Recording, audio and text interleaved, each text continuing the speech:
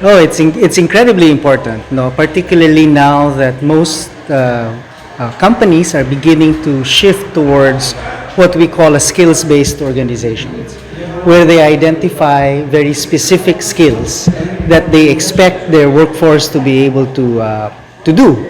No, lifelong learning is incredibly crucial because of the changes. You can assume that by the time you reach, which is what Singapore assumes, for example, that by the time you reach 40, yeah, no matter how high you have climbed, many of your skills are no longer relevant. New jobs have emerged, new tools have emerged, and therefore you need to upskill and upgrade yourself. Sometimes not by very much, but nonetheless, the need to adapt is there because technology changes so rapidly now. So there's an ongoing discussion about the senior high school curriculum. And we need to try to make sure that the students, particularly those that take the Tech Voc tracks, no, are employable or employment ready, no, by the time they graduate. So part of the initiative in the curriculum development and design is to find ways to make sure that the training regulations needed for specific national certificates of TESDA can be embedded so that the students have the time to do the training and the capacity to be assessed, no, and then provided with their NCs. The other one is because TESDA is so closely aligned with industry, the development of an apprenticeship program, or what we call in the general learnership, no, in the EBET law. There's a whole category for work immersion, even for senior high school students. So TESDA is also part and parcel of trying to figure out what would be the most appropriate types of training, training plans, for example, of work immersion, and even the extension of the amount of time students can spend in industry. Right? That's all part of the conversations that we are having now, but it is a work in progress. What it does is actually allow students the greater capacity to explore their passions and what it is that they may want to do. No? There will always be a cost benefit that students and parents, I suppose, need to face, that if, for example, they really want to do STEM, there may be a way by which they need to take mostly STEM subjects, right? But the way it's structured now doesn't preclude their exploration of other potential pathways and tracks as they become, in fact, college ready and the academic track.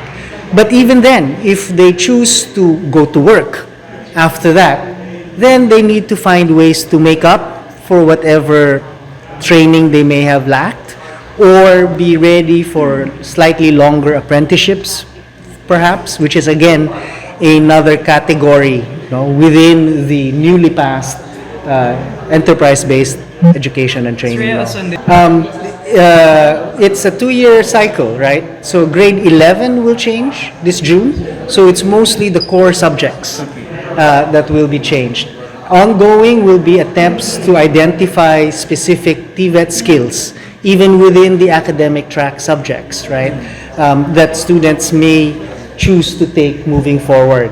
I think that's going to be a consequence of our micro-credential system that we're working out now. Hopefully, a few of those will be ready for the school year from June onwards. That study at the beginning was to show that maybe only 2 out of 5, so that's 20%, no, wanted or were willing. But the most recent one is that has gone up to 60%, and it looks like it's going up even more.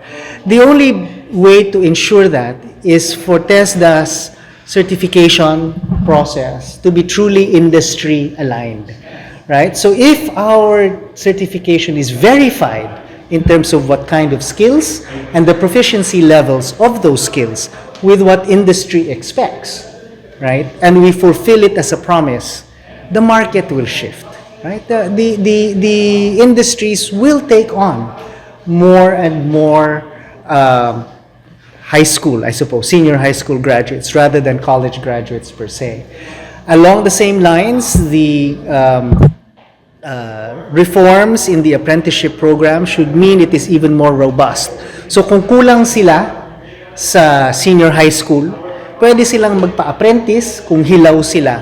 Siguro isang taon pang dagdag, but pagkatapos ng isang taon, talagang hinug na sila for the position, di ba? Which really, or sometimes 2 years, kung kulang ang 1 year.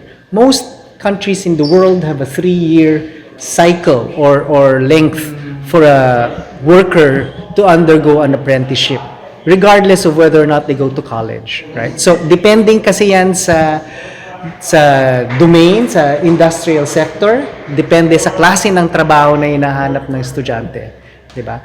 But I think the current conversations between CHED, TESDA, and DepEd is creating a clearer career progression and pathways for our students, including skills, qualifications, di ba?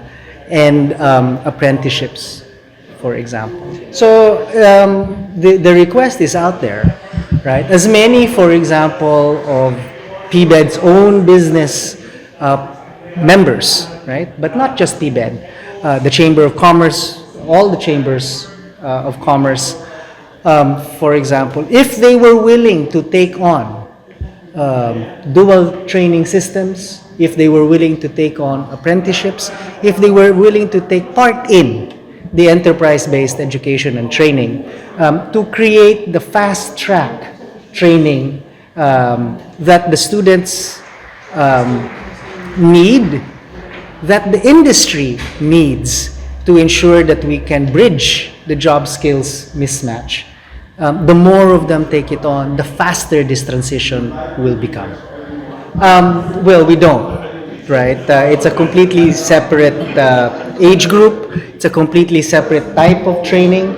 But what TESDA, CHED, and DepEd, although this is being led by DepEd, one of the ways to do it, as I had already said kanina, no, is to really partner with civil society. There are various programs in government to adopt a school. There are various incentives for private businesses to take part in capacitating our people. And this is not just for TESDA, right? So you can adopt a school in DepEd and give them the tablets that they need. And there are many such efforts. The question lang is, can it be systematic and can it be at scale, right? To make sure, in fact, that we do it for enough of our students. So the more partners we can, the wider we can spread the load and the burden, and in fact, the greater impact there will be financially. But beyond the financial, the breadth of partnerships and stakeholder participation impresses upon the general public how important the sector and the initiative is. That might be, in fact, the greatest gain, no, that we might get as a country.